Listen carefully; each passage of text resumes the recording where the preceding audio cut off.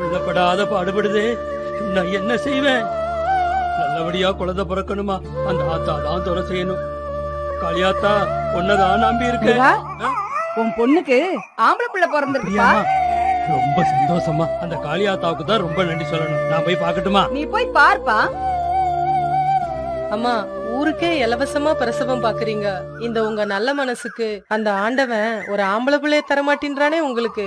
வேலாயி, எனக்கு பிறந்தது 6 பொம்பளை பிள்ளையா போச்சு. 7வதா பிறந்த ஆம்பளை பிள்ளையும் செத்து போச்சு. நானும் என் ஆம்பளையானும் தவம் இருக்கும்.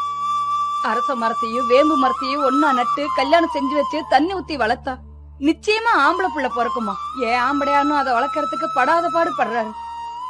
நானும் தரையில சாணி போட்டு மெழுகி தவறாம மண் சோறு சாப்பிட்டுக்கிட்டு இருக்கேன். அந்த ஆண்டவன் என்னைக்குதான் கண்ணு திறக்க போறானோ பாப்போம். நம்ம வரதப்ப முதலியார் பொம்மநாட்டி சின்னம்மாவுக்கு அழகான ஆம்பளை புள்ள பிறந்துருச்சான்.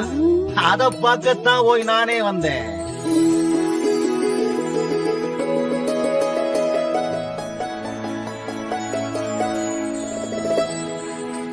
சாப்பிடுங்க சாமி. இந்த திண்ணையில எந்த சன்னியாசி வந்து உட்கார்ந்தாலும் சாப்பிடாம அனுப்புனதே இல்லை. நீங்க வயிறார சாப்பிடுங்க சாமி.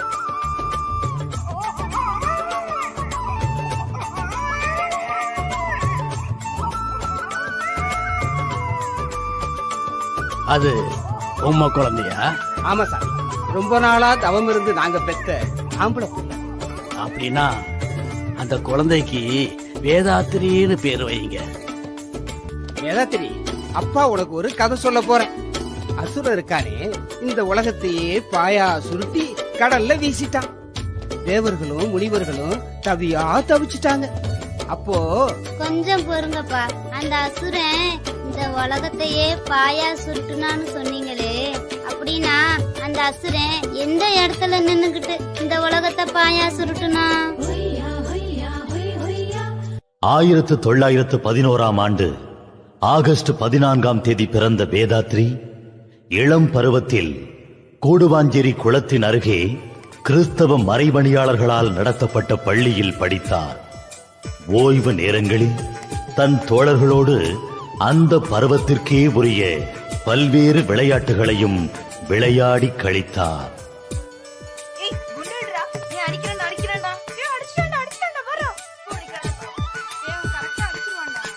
தம்பி, உன்னதான் இங்க வா. உன் பேர் என்ன? வேதாத்ரி. கோழி விளையாடுறியே, உனக்கு என்ன கிடைக்கும்? அதெல்லாம் ஒண்ணும் இல்ல, சும்மாதான் விளையாடுறேன். தினமும் காலனா தரேன். கோழி விளையாடுறத நிறுத்திட்டு என்னோட வா. பஜனை பாட்டுலாம் சொல்லி தரேன். வரியா? பாலகிருஷ்ண நாயக்கர் எனும் இந்த முதல் ஆசானோடு வேதாத்திரிக்கு ஏற்பட்ட உன்னத உறவு வேதாத்திரியின் ஆன்மீக சிந்தனைகளுக்கு உரமாகியது. இளம் வயதில் அரிய பெரிய கருத்துக்களை அறிய அட்சய பாத்திரமாக அமைந்தது. இந்நிலையில் தறி நெய்து பிழைத்து வந்த வரதப்ப முதலியாரின் குடும்பத்தில் தரிகட்டு நுழைந்த வறுமை வேதாத்திரியின் பள்ளி படிப்பை பாதியில் நிறுத்தியது. பள்ளியில் பதம் பதிக்க வேண்டிய வேதாத்திரியின் பாதங்களை நெசவு தறி பதம் பார்த்தது.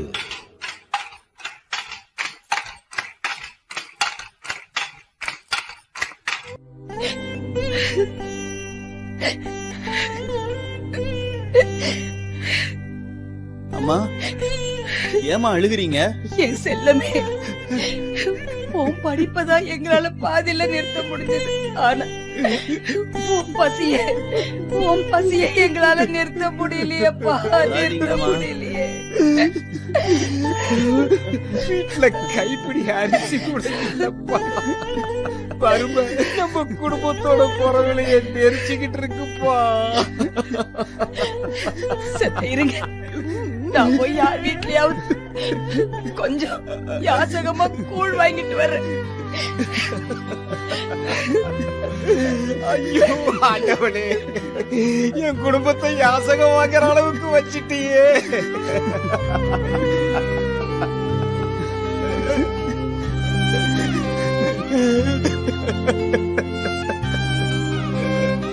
Ha ha ha.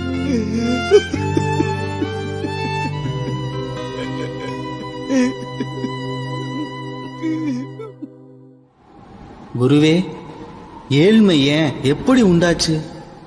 அத போக்குறது எப்படி? கடவுள் யாரு? இந்த பிரபஞ்சத்தை ஏன் படைச்சாரு? நான் யாரு? உயிருங்கிறது என்ன? உயிர் இந்த உடல்ல எப்படி இயங்குது? நோயும் முதுமையும் ஏன் உண்டாகுது? எப்படி உண்டாகுது? இன்ப துன்ப உணர்ச்சி என்னென்ன? அது எப்படி ஏற்படுது? எப்படி மறையுது?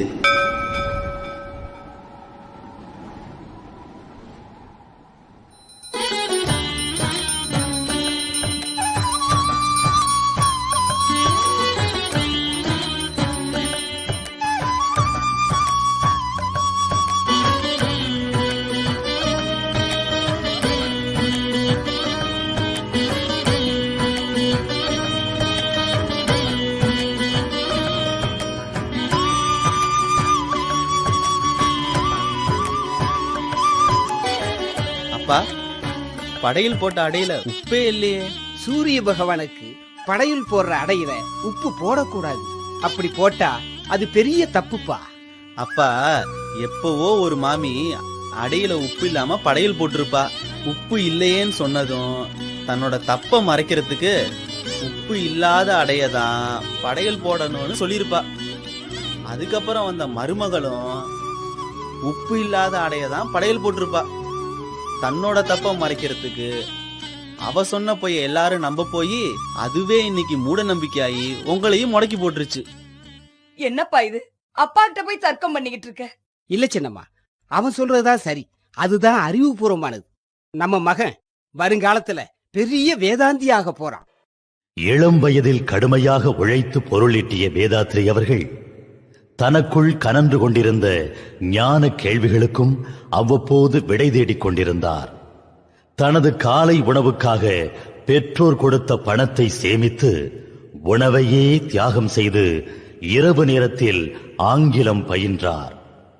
பல்வகை அறிவிலும் சிறந்தோங்க வேண்டும் என்ற ஆர்வத்தில் பல துறை புத்தகங்களை தேடி தேடி படித்து அறிவை பெருக்கிக் கொண்டார். இந்த அறிவு தேடலின் விளைவு ஒரு புத்தகத்திற்காக தன் கௌரவத்தை கூட தியாகம் செய்கின்ற அளவிற்கு அவரை அழைத்துச் சென்றது.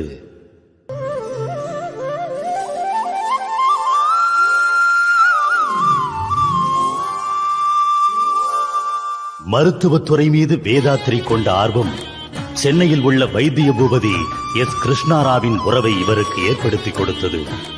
இவரை தனது இரண்டாவது குருவாக ஏற்று இவர் வழியாக யோக முறையை அறிந்ததோடு பல்வேறு மருத்துவங்களையும் கற்று அதில் தேர்வெழுதி தேர்ச்சியும் பெற்றார் வேதாத்ரி.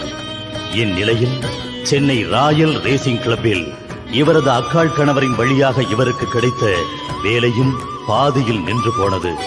ஆயினும் நுங்கம்பாக்கத்தில் உள்ள அஞ்சல் அலுவலகத்தில் குறைந்த ஊதியத்தில் இவருக்கு பணி செய்யும் வாய்ப்பு கிடைத்தது.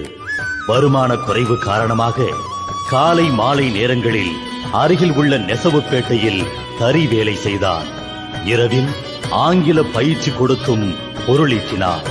அதிலும் வருமானம் போதாமல் போகவே தான் கற்ற ஆயுர்வேத மருத்துவ முறையை கொண்டு தாம்பூல மாத்திரை, நாயுருவி பற்படி ஆகியவற்றை தயாரித்து விற்பனை செய்தார். இந்நிலையில் வேதாத்திரியின் 23ஆம் வயதில் இவரின் தந்தையார் மறைந்தார். இந்நிலையில் தான் சிறுவயதிலிருந்தே பாசமுடன் நேசித்த தனது அக்காள் மகள் லோகாம்பாளை மணம் முடித்தார் வேதாத்ரி. லோகாம்பாளை மணம் முடித்த வேதாத்ரி தன் தாய் மற்றும் தம்பி குடும்பத்தோடு சென்னையில் கூட்டு குடும்பமாக வாழ்ந்தார். குடும்ப பாரம் முழுவதையும் தாமே சுமந்த வேதாத்ரி மிதமிஞ்சிய செலவினத்தை குறைக்க மீண்டும் கூடுவாஞ்சேரிக்கே குடிபெயர்ந்தார். தினமும் ரயில் ஏறி சென்னைக்கு வந்ததோடு வருமானத்தை பெருக்க அலுவலக கேண்டீனுக்கு பால் விற்பனை செய்தார். அலுவலகத்தின் கழிவு தாள்களை கோப்புகளாக தயாரித்து பொருளீட்டினார். தன் தம்பி தெய்வசிகாமணியின் பொறுப்பில் லுங்கி உற்பத்தி செய்து வணிகமும் புரிந்தார். இந்த காலகட்டத்தில்தான் உலகையே உலுக்கிய இரண்டாம் உலகப் போர் மூண்டது.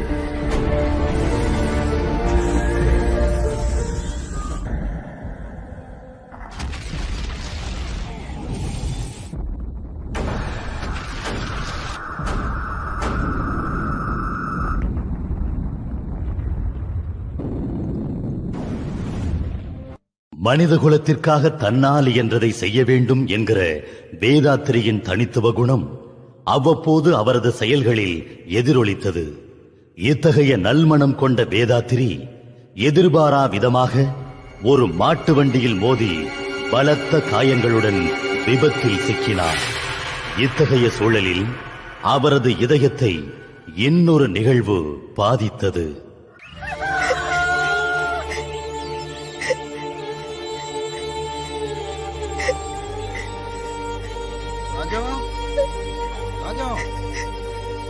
ராஜம், என்ன பண்ற? என்ன ராஜம், ஏன் அழுகுற? இந்தாங்க இத படிங்க. காவேரி பத்திரிக்கை தானே? நான் படிச்சிட்டேனே. படிச்சீங்கல்ல, இதுல ஒரு கதை வந்திருக்கு. என்ன மாதிரியே மலடியா இருந்த ஒருத்தி ஊரோட அவ பேச்சு தாங்க முடியாம புருஷனை 2ஆம் கல்யாணம் பண்ண சொல்லி வற்புறுத்தியும் புருஷன் கேட்காதனால தான் செத்தாதான் புருஷன் இன்னொரு கல்யாணம் பண்ணிக்குவாருன்னு நினைச்சுக்கிட்டு காவிரி ஆத்துல விழுந்து தற்கொலை பண்ணிக்கிறான். இப்ப என் கதையும் அப்படிதான் இருக்கு.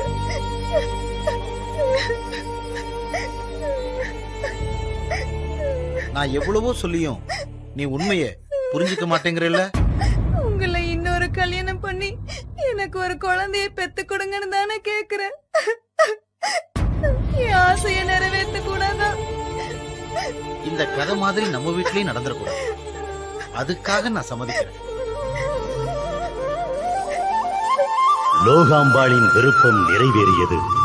தான் அணிந்திருந்த வளையலை விற்று அந்த பணத்தில் தாலி வாங்கி தன் சிற்றன்னை மகள் லட்சுமியை வேதாத்திரிக்கு 2ஆம் மனைவியாக மணம் முடித்து வைத்தார் லோகாம்பாள். இத்தகைய பல்வேறு திருப்பங்களை கொண்ட வேதாத்திரியின் வாழ்வில் மிக முக்கிய திருப்புமுனையாக அமைந்தது பரஞ்சோதி முனிவரின் சந்திப்பு. பரஞ்சோதி மகானோடு வேதாத்திரிக்கு ஏற்பட்ட உறவு சாந்தியோகம் எனும் இறங்குபடி முறையை கற்றுக்கொள்ள பேருதவி புரிந்தது. பரஞ்சோதி மகானின் உலக சமாதான ஆலயத்தில் வேதாத்திரியை உறுப்பினராக்கியது. இதன் வழியாக அவரோடு இணைந்து இலங்கைக்கு திருப்பயணம் சென்று வந்தார் வேதாத்திரி. இந்நிலையில் இவர் பார்த்த அரசாங்க அஞ்சலக வேலையில் பிரச்சினை ஒன்று தோன்றியது.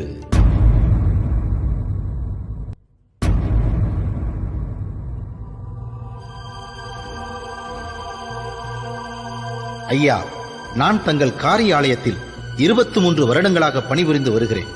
நானே சிருஷ்டித்துக் கொண்ட இந்த ஊழிய தலையை அறுத்து அறிவின் சுதந்திரத்தை அடைய தீர்மானித்து விட்டேன். ஆகவே இந்த கணம் முதல் கொண்டு நான் இக்காரியாலயத்தில் ஏற்று வரும் உத்தியோகத்தை மிக சந்தோஷமாக ராஜினாமா செய்கிறேன். இப்படிக்கு தங்கள் உண்மையுள்ள வேதாத்திரி.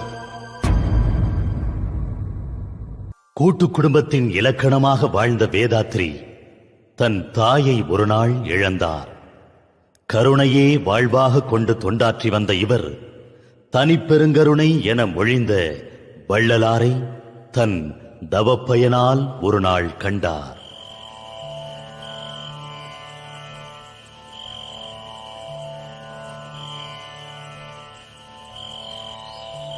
வேதாத்திரி, வேதாத்திரி, வேதாத்திரி, நான் 10 ஆண்டு காலம் உன்னோடு இருக்கப் போகிறேன். இதை இப்போதே யாரிடத்திலும் சொல்லிவிடாதே. காட்சிக்கு பிறகு வேதாத்திரியின் அடுத்த 10 ஆண்டு கால சிந்தனைகள், எழுத்துக்கள் எல்லாமே வள்ளலாரின் பிரதிபலிப்புகளாகவே அமைந்தன.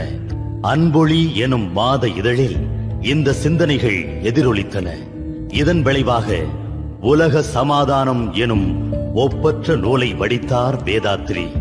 சுதேசமித்திரன் உள்ளிட்ட பத்திரிகைகளின் பாராட்டை பெற்றதோடு தந்தை பெரியாராலும் போற்றப்பட்டார் வேதாத்திரி. உலக சமாதான உத்தம நூலை அளவில்லா அன்பால் அளித்தான். பல்கலைகள் கற்ற வேதாதிரி காசில் திருமுனிவன் நற்றவரும் போற்ற நயந்து.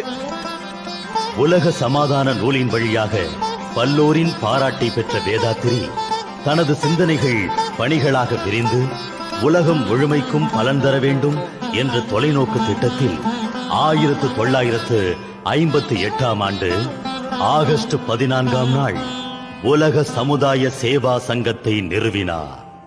உலக சமுதாய சேவா சங்கத்தின் வழியாக தனது அறிவு சார்ந்த ஆன்மீக சிந்தனைகளை பரப்பி வந்தார் வேதாத்திரி.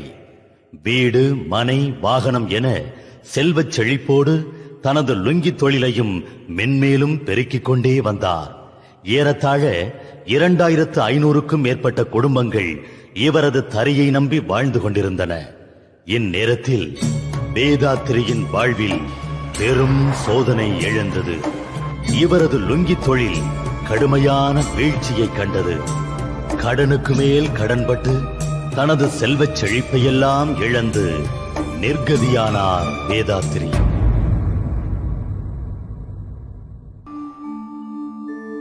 வந்ததுதான் போகுமே அல்லாது வரும் முன்னே இருந்த ஒன்று போவதுண்டோ?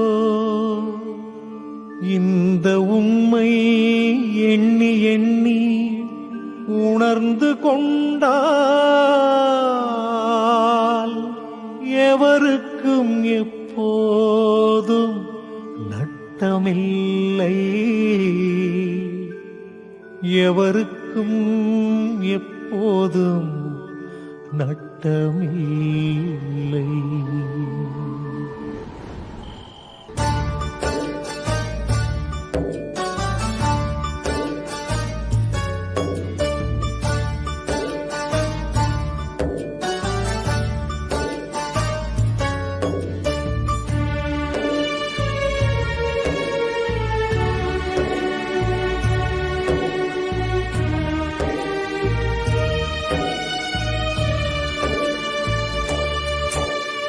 மேகமொன்று பூமியில் வந்து நீரை தேடிடுதே, ஆலமரமே நிழலை தேடி அவனியில் அலைந்திடுதே.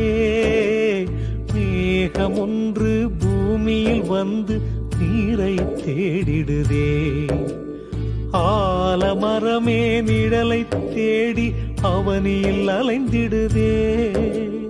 கால நாடகம் இதுவே, கானல் நீர் போன்ற நிலையே. கால நாடகம் இதுவே, கானல் நீர் போன்ற நிலையே. நிலவை மறைக்க போர்வை எடுத்து போர்த்திடத்தானே முடியுமா? மலையை உடைத்து கட்டாந்தரையாய் மாற்றிடத்தானே இயலுமா?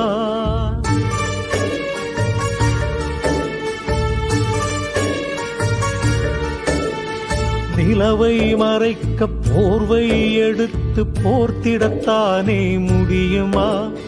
மலையை உடைத்து கட்டாந்தரையாய் மாற்றிடத்தானே இயலுமா? சோதனை என்பது மாயமே, இது சாதனையாளரின் வேதமே. சோதனை என்பது மாயமே, இது சாதனையாளரின் வேதமே.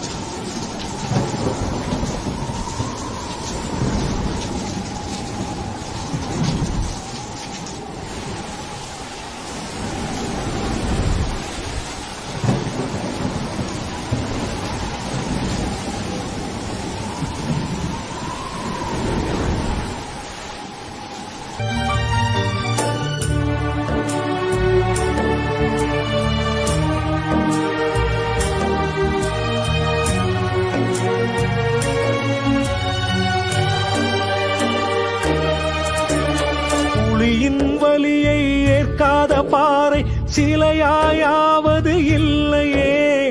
உளியின் வலியை ஏற்காத பாறை சிலையாயாவது இல்லையே. தீயின் கொடுமையை தாங்காத தங்கம் நகையாய் மாறுவதில்லையே. தீயின் கொடுமையை தாங்காத தங்கம் நகையாய் மாறுவதில்லையே. இதை உணராதவனே மனிதனே, இதை உணர்ந்தவனோ மகானே. இதை உணராதவனே மனிதனே, இதை உணர்ந்தவனோ மகானே.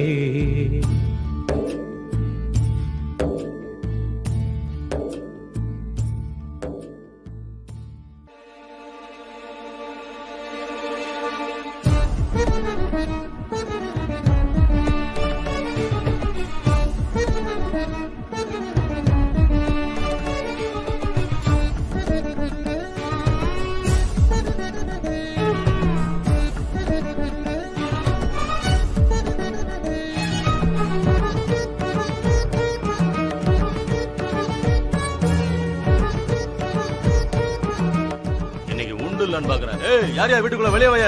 அண்ணன் கூப்பிடாருல, வெளியே வாயா. இந்த ஆளுக்கு கலெக்டர் தெரியும்னா இவர் என்ன இவரா பட்டா வாங்கிடுவாரா? வாயா வெளியே.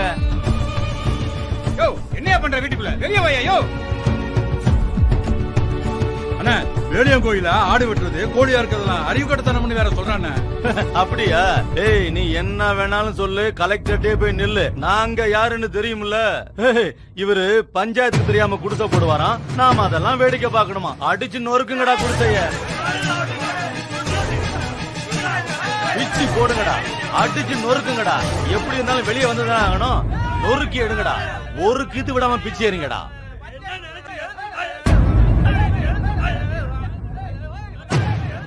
இதுக்கே அவன் காலி பண்ணணும், இல்ல நாளைக்கு குடிசைய கொளுத்திருவோம். வாங்கடா.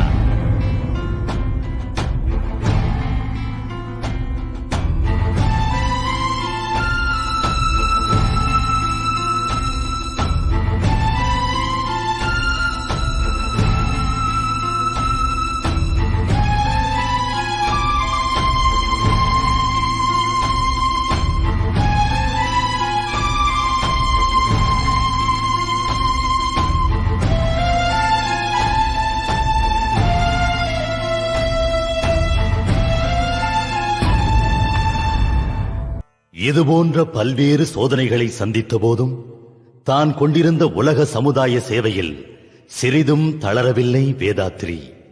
கூடுவாஞ்சேரி குன்றில் தவமியற்றினார். ஆன்மீக பணியில் தம்மை முழுமையாக ஐக்கியப்படுத்தினார். சென்னைக்கு குடிபெயர்ந்து தன் ஆன்மீகம் சார்ந்த அறிவு பணியை தீவிரமாக புரிந்தார். தான் அறிந்த யோகக்கலையை ஆய்வு செய்து அனைவரும் பயிலக்கூடிய வகையில் எளிமைப்படுத்தினார்.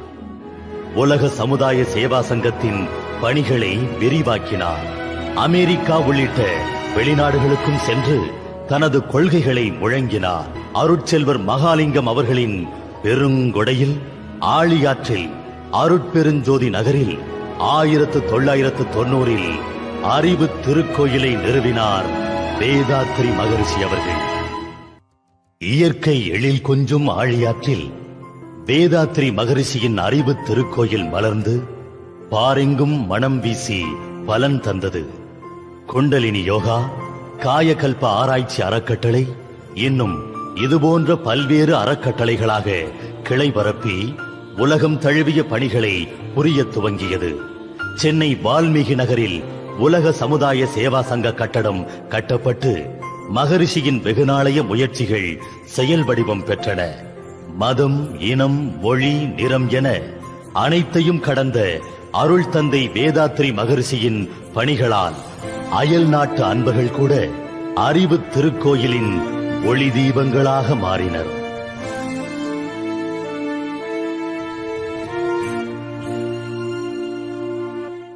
உலக சமுதாய சேவா சங்கத்தின் கீழ் உலகமெங்கும் இயங்கும் அறிவு திருக்கோயில்கள், மனவளக்கலை மன்றங்கள், தவ மையங்களின் வழியாக ஒரு மாபெரும் மனிதகுல எழுச்சியை ஏற்படுத்தினார் வேதாத்ரி மகரிஷி அவர்கள். பெண்களையும் இப்பணியில் ஈடுபடுத்தி ஆண் பெண் சமத்துவத்தை வலியுறுத்தினார். மனைவி நல வேட்பு நாள் நடத்தி மாதர்குல பெருமையை உணர்த்தினார். ஐக்கிய நாடுகள் சபையில் தன் சிந்தனைகளை முழங்கியதோடு ஆழியாரில் உலக அமைதி மாநாடும் நடத்தினார். நதிநீர் இணைப்பு மாநாடு நடத்தி ஜீவாதார பிரச்சனையை களைய வழிமுறை சொன்னார். தன் இரு மனைவியரின் இழப்புக்கு பின்னரும் உலக சமுதாய சேவையில் தம்மையே அர்ப்பணித்து தொண்டாற்றினார் வேதாத்திரி மகரிஷி அவர்கள். இப்படி பல்வேறு வகையில் மனிதகுலத்திற்காக தொண்டாற்றிய வேதாத்திரி மகரிஷி அவர்கள் 2006ஆம் ஆண்டு மார்ச் 28ஆம் நாள் இறைநிலை அடைந்தார். மரணமெனும் விளையாட்டில் மனிதர் என்றும் வென்றதில்லை. மகான்களின் வாழ்வினிலோ மரணம் என்றும் வெல்வதில்லை. வேதாத்ரியின் மறைவு இது, இயற்கைக்கோ புன்சிரிப்பு. மகரிஷியின் சரித்திரத்தில் இதுவே வெற்றி தீர்ப்பு. மகரிஷியின் சரித்திரத்தில் இதுவே வெற்றி தீர்ப்பு. இதுவே வெற்றி தீர்ப்பு. இதுவே வெற்றி தீர்ப்பு.